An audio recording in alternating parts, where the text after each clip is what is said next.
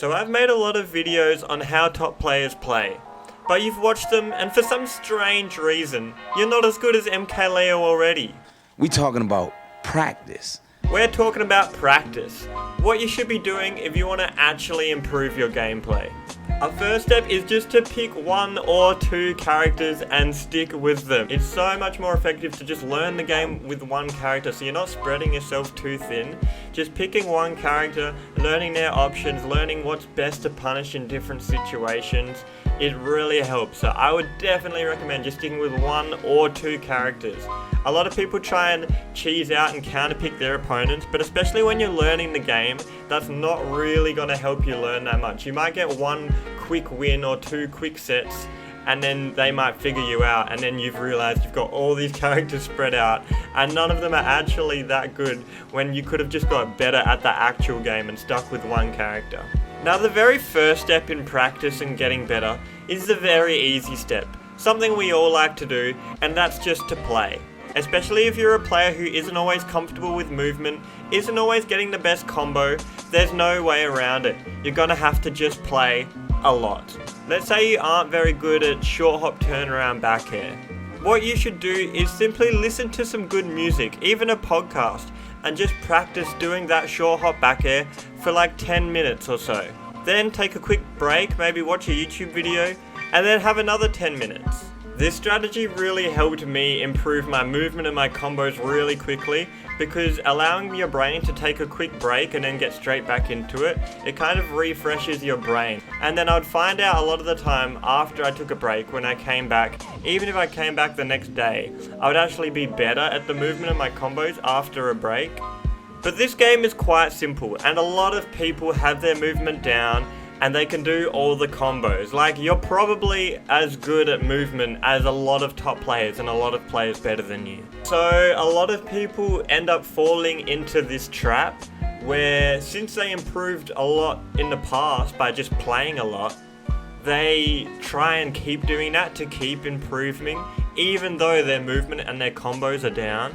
And it's just simply not gonna work, and I feel like this is where a lot of players start to plateau in their improvement. Just spamming autopilot games in friendlies for hours isn't going to improve you anymore, because you've got your movement down, you've got your combos down. This is when you need to start watching VODs and replays.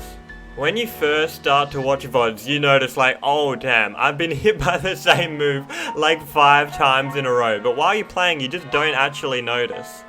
The most important thing to do when you first start watching VODs is when you lose neutral. So just like when you're playing and you're on even ground and your opponent hits you, when you lose that interaction, just pause the replay or the VOD and just think about what you just got hit with and what you could do instead to not get hit by that move.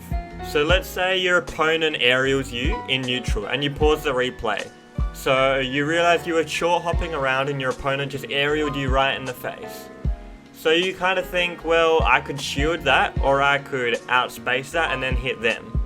That's all. And then you just realize that, and then you're gonna notice you probably got hit for that same thing another 5 times in the same set. So if you notice that something is happening quite often in your same game, write it down just as a quick dot point and write down what you could do instead. So in this example, maybe you should be jumping around less in neutral and you want to start playing more grounded with shield and outspace more options. I have to stress, you don't need tournament VODs to be able to do this. Just save replays, play friendly, save replays, even online, just save the replays and watch them. I used to do that all the time when I first started playing. I would play against the number 1 in my region and I would just save every replay and then watch and go through them and pause and do this exact strategy. So it worked for me.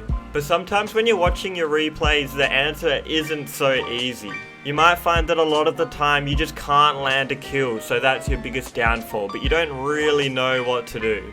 So in this case, you should watch a top player of your character and see what they do in the same situation. So you might play Wario and you just can't get a kill, and then you watch Tweak and then you realize a lot of the time he lands kills a high percent by doing full hop back airs to call out his opponent if they're just jumping around a lot. But when you play, you notice your opponent was jumping around a lot and you didn't know how to kill them. And so you watch tweaking like, oh, I should start doing full hop back air more to get kills. So write that down as a dot point, full hop back air to get kills. It's really important to write these things down, because a lot of people kind of just watch replays and think they have it in their head, but in a few days time you're just going to forget completely what you were looking at. So after this watching not only your own replays but also top plays of your character and kind of comparing the differences, taking down a few dot points. So for example, maybe you've written down some dot points and they're like, use full hop back air to get kills at high percent, stop spot dodging after safe aerials, because maybe you noticed every time you did a safe aerial you would spot dodge and your opponent would punish you for it. And maybe overshoot your aerials you need to work on, because your opponent keeps running back and outspacing you, so you need to overshoot your aerials more. Just 3 dot points like that, just have them written down. So now you have these 3 things written down that you can work on. I feel like a lot of players know things like this that they need to work on, like, oh, I always do that, and like you play them in tournament, you're like, yeah, I know I have that habit. But that's because you need to change the habit. You can't just know there's a habit there. Habits are really hard to break. When you go to a tournament and you're in the heat of the moment, you're not going to remember these things, and you're probably just going to autopilot and do what you always have done. The way I like to think about it is no one just like goes to school and just reads the textbook and they're like, oh, I'm ready for the exam. No one should watch VODs of themselves and not take any notes and be like, oh, I'm ready to go to the next tournament now. And also no one looks at the textbook, writes down some notes, and then never does it again. No, you go into maths, you do the same exercises over and over, and then you remember them, and then you remember them for the exam as well, because you remember them in the heat of the moment, because you've been practicing them so much. That's what you need to do with Smash. You need to practice these new ideas that you've written down.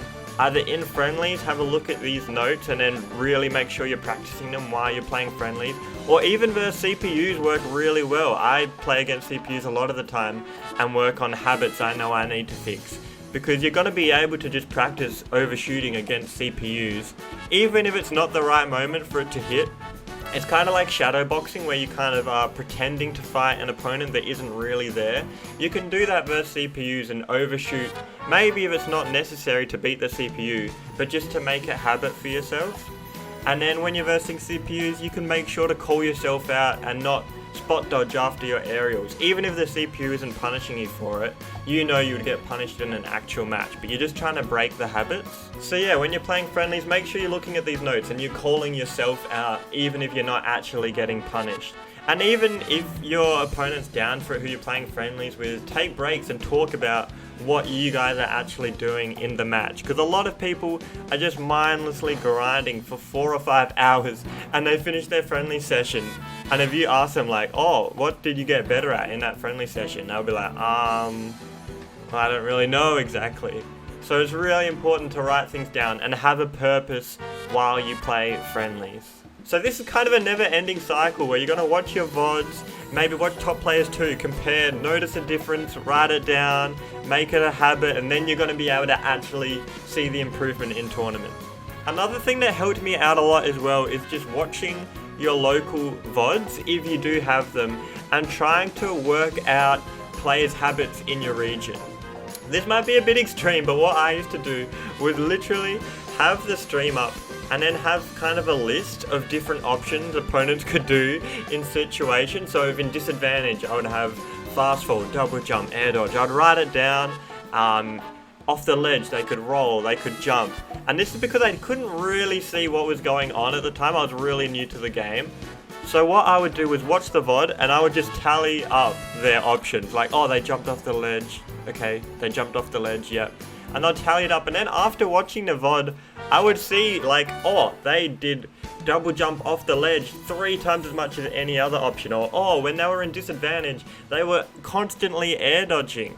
And so then the next time you play them, you kind of know these habits in your head because you've written them down, and you're really going to be able to punish these effectively because you know their habits before going into the match.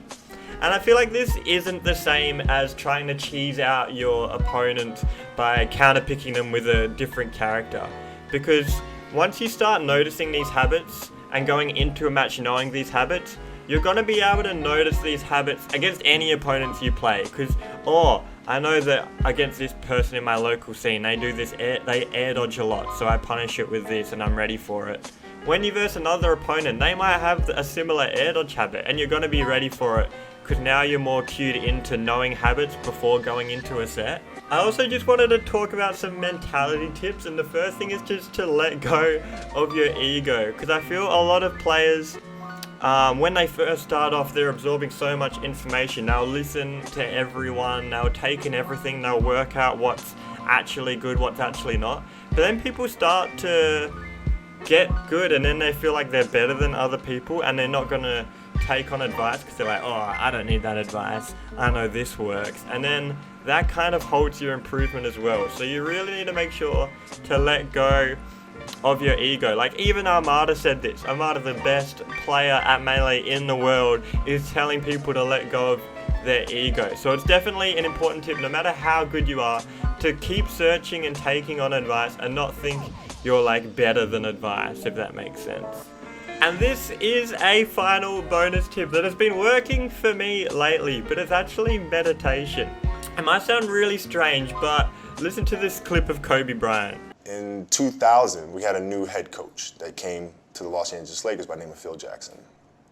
And Phil was just coming off of winning 6 championships with the Bulls. And he was really big on mindfulness and really big on meditation. And it wasn't an option for us. So we'd sit in our film room, and he'd turn the lights out, and we would meditate as a group, and he'd teach us mindfulness. And it really connected with me because he was teaching mindfulness through something that I was extremely passionate about, which was the game of basketball. So it was told through the lens of, this is going to help you here. And so I had this curiosity about it.